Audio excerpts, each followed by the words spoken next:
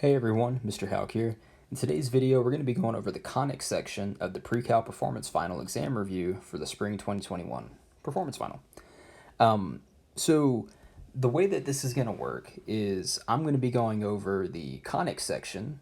Mr. Moskowitz is going to be making a video going over the oblique triangle section, and Coach Smith is going to make a video going over the most recent trig identity section. So you're going to have 3 different videos from the 3 different PreCal teachers. We thought it'd be nice to kind of shake it up a little bit. Okay, so let's start here with the Conic section. So there are 2 questions in the Conic section of the Performance Final Review, and both of them have the same format. In both of them, you're going to be given a standard equation, or you want to find the standard equation rather, given a conic in its general form. We're going to want to classify it, give the standard equation, find a whole bunch of characteristics, and then we also want to graph it at the end. Okay.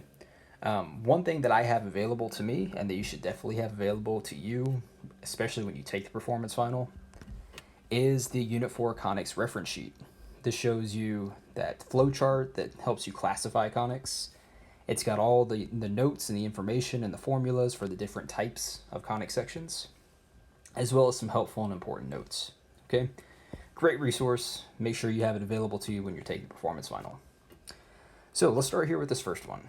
We want to classify and find the standard equation of 16x squared minus 9y squared minus 32x plus 36y equals 164. And the first thing we want to do is classify it.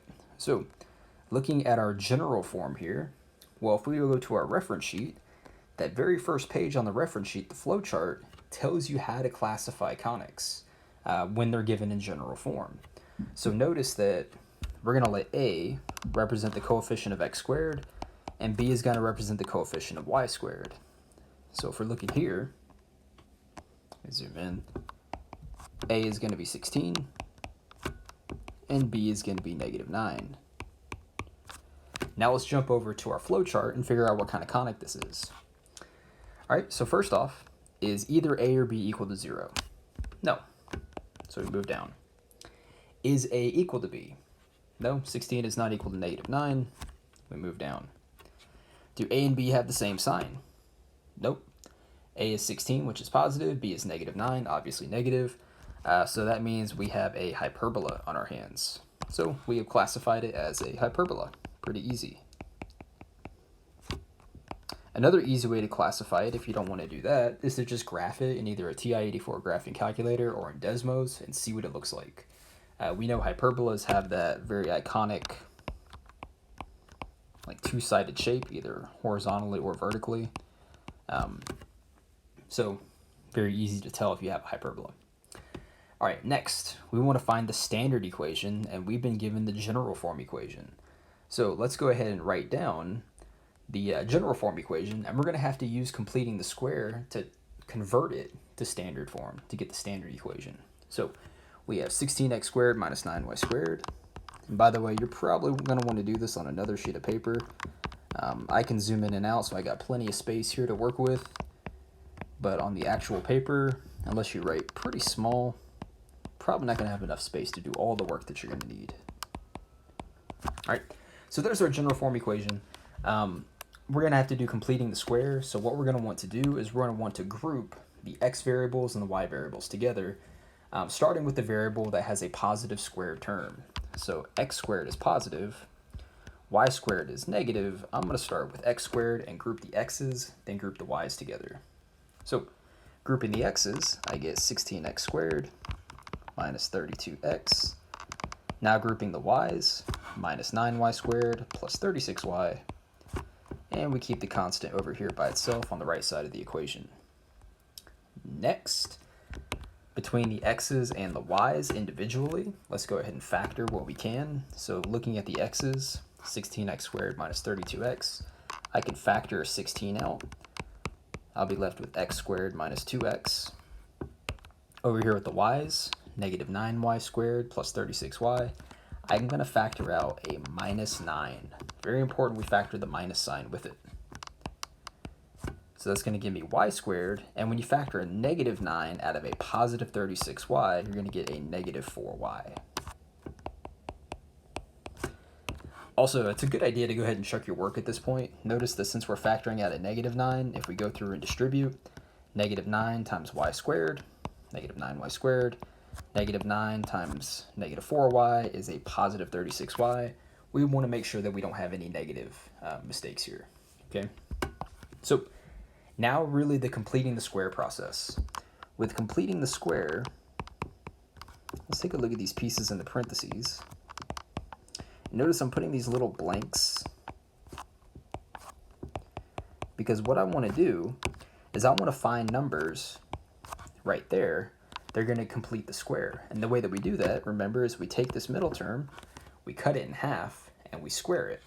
So half of -2 is -1. -1 times itself is +1. So +1 will go right there.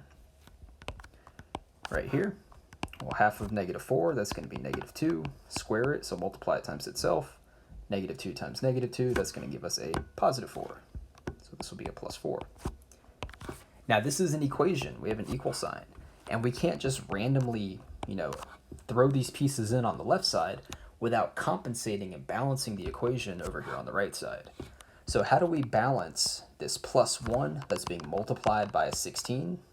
Well, 16 times +1, we have to balance it with a +16 on the right side. Same deal here. How do we balance this +4 that's being multiplied by a -9? Well, -9 times 4, that's -36 or -36. So we have to compensate with a -36 on the right side. Now the equation has maintained its balance. But the reason we do this is because now each of these pieces in parentheses are perfect squares and we can write them as such. So for example, let me get some actual ink here. This x squared minus 2x plus 1, this is x minus 1 squared. And this y squared minus 4y plus 4, that's y minus 2 squared. And if we go and combine these pieces over here, 164 plus 16 minus 36, that's going to give us 144. Okay. And again, I'll go ahead and make these little annotations here. These are the pieces that are we're writing as perfect squares. Okay.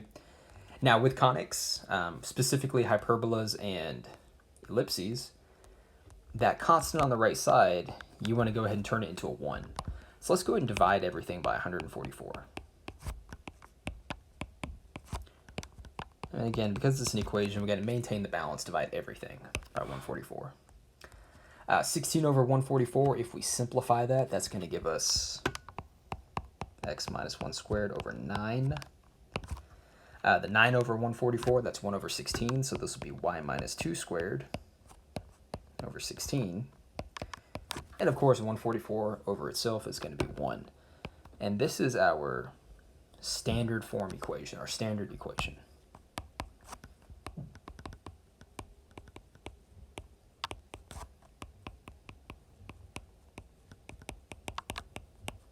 All right, so there's a couple things that we can actually tell right off the bat that are really, really important. First off, if we go to our Unit 4 Conics reference sheet, we go to our hyperbola section, notice that there are two kinds of hyperbolas. There's hyperbolas that open left and right, and there's hyperbolas that open up and down. Depending on how the hyperbola is written, mainly with the leading coefficient either being, not coefficient, the leading variable either being x or y, tells you how it opens. And we can see here that our leading variable is an x, meaning that we have a hyperbola that is opening left and right. So I'm going to go ahead and say, okay, well, this is, yes, is a hyperbola, but more specifically, it's a left-right opening hyperbola. Very important because that determines all the equations that we're going to end up using. They are all the formulas. Standard equation, I'm not going to write it again. I'm just going to say it's below. Okay. While we're at it here, let's go ahead and take note of some important things. Hyperbola, left-right hyperbola, there's the general equation for the standard equation. So we have x minus h squared over a squared minus y minus k squared over b squared equals 1. let's go ahead and figure out what our A, B, and eventually what our C term is going to be, because we're going to need those for what we're going to be plugging in with. So A squared is the bottom here. So A squared is 9, which means that A is going to be the square root of that. So A is going to be 3. We can see that B squared is 16, so B is going to be simply the square root of 16, which is 4. And then we also want C. And if you look on, again, your Unit 4 reference sheet, C squared is equal to A squared plus B squared, which means that C is the square root of A squared plus B squared. So I'll take note of that here as well. C is equal to the square root of A squared plus B squared. Well, we know that A squared is 9 and B squared is 16. So 9 plus 16, that's 25. Square root of 25 is equal to 5. And these three values, the A term, B term, and C term, are what we need to make all these different calculations for these characteristics here. So let's start with the center. We know that the center is H comma K.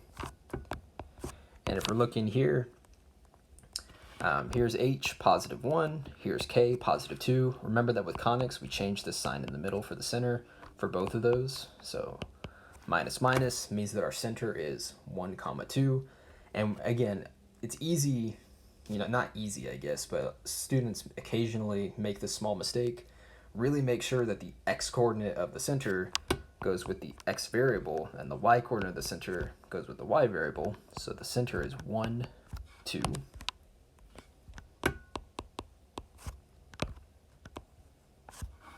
Okay, the vertices. Well, let's look at our formula sheet here. Again, we're going to want to go ahead and ignore, I'm going to put a big X through this, because we have a left-right opening hyperbola. We're going to ignore all this stuff, so I'm only looking at these formulas, and the vertices are H plus or minus A comma K. Let's get it. There we go. H plus or minus A comma K. If we look at that here, so we know that H is 1, plus or minus A, well, we just found A to be 3, so 1 plus or minus 3, comma K, which we know is 2. And let's do some quick calculations. Remember that when you see a plus or minus symbol, it means there's 2 of them. So we have 1 plus 3, which is 4, comma 2. But we also have 1 minus 3, which is negative 2, comma 2. So there are our 2 vertices. All right. Now let's do the covertices. Again, looking at our formula sheet, covertices are H, comma, K plus or minus B.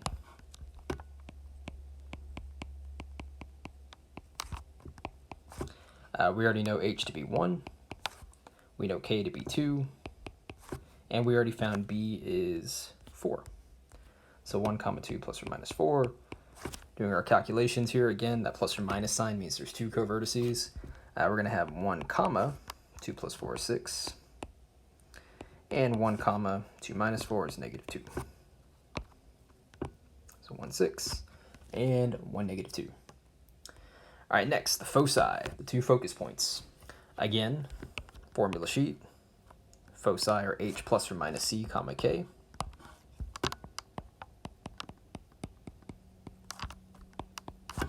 Okay, well, we already know H is 1. Plus or minus C, I think we just found C to be 5, so 1 plus or minus 5, comma K, which is 2. Let's find those 2 focus points. 1 plus 5, that's 6, comma 2. And then 1 minus 5, that's going to be negative 4, comma 2.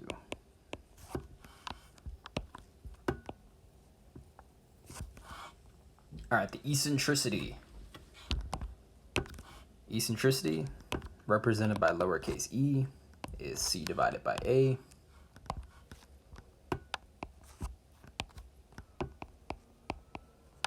Well, we already know C is 5, we know A is 3. Very simple, just 5/3. And then last characteristic that we need to calculate is going to be the asymptotes. The asymptotes, again, we're just going to follow the formula sheet. If anything, if there's a main theme to follow here, it's just follow the formula sheet. Asymptotes here are going to be plus or minus B over A times X minus H plus K.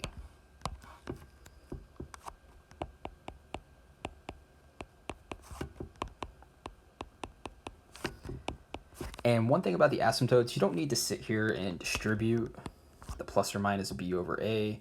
Just plug the pieces in and let it be, okay? So we're going to get y equals plus or minus b over a, that's 4/3, x minus h, that's x minus 1, plus k, which is plus 2, okay? Don't bother with, distributing this in and out is kind of a waste of your time, okay? There's our equation for the asymptotes. So we've got most of it figured out here. Now let's go ahead and graph it. When we graph, we're going to start with the center. So we know our center is 1, 2, over 1, up 2, right there. I'm going to go ahead and graph the vertices next. So we have 4, 2, and negative 2, 2. So here's 4, 2, here's negative 2, 2. Our covertices, 1, 6, and 1, negative 2. There's 1, 6. There's 1, negative 2. Now, with the hyperbola, the vertices and the covertices, along with the center in the middle, make up that, we call it the central rectangle. Okay, and I'm just going to do a little dashed line here, connecting the vertices and the covertices, make this little central box or the central rectangle. And the central rectangle is important because when you connect the diagonals, those form the asymptotes.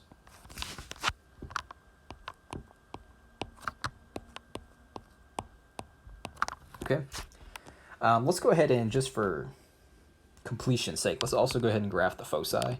Even though the foci aren't really needed when you're graphing, but let's go ahead and graph them anyway. So the foci are the points negative 4, 2, and 6, 2. It's right here and right here. And the way that we graph this is we take the vertices right here and right here, and we're going to follow the asymptotes. Okay, so let's do that.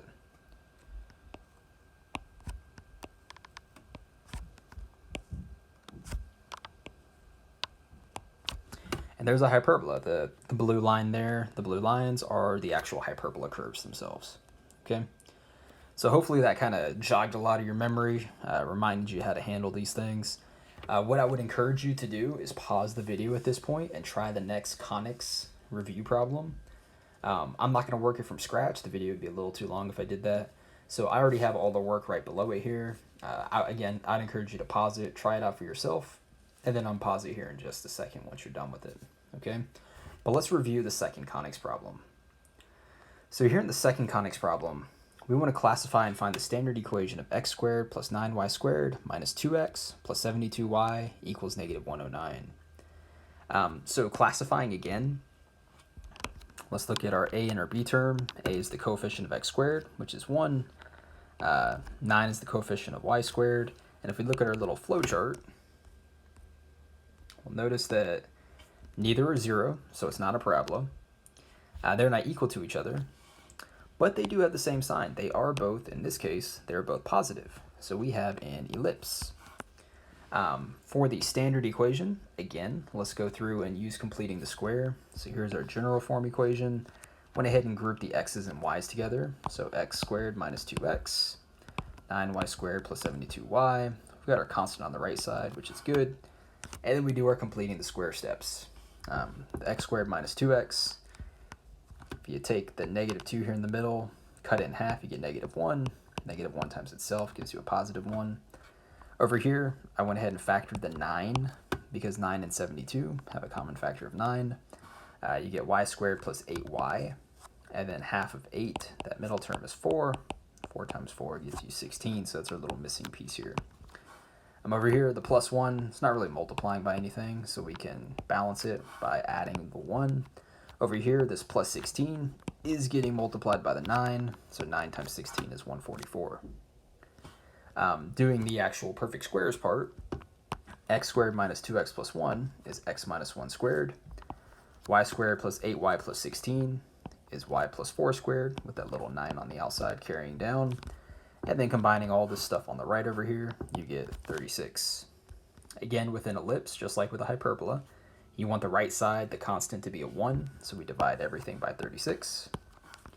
And this leaves us with our standard equation right here, x minus 1 squared over 36 plus y plus 4 squared over 4 equals 1. Now, here's something that's really important, and it's a big thing to make sure that you remind yourself of.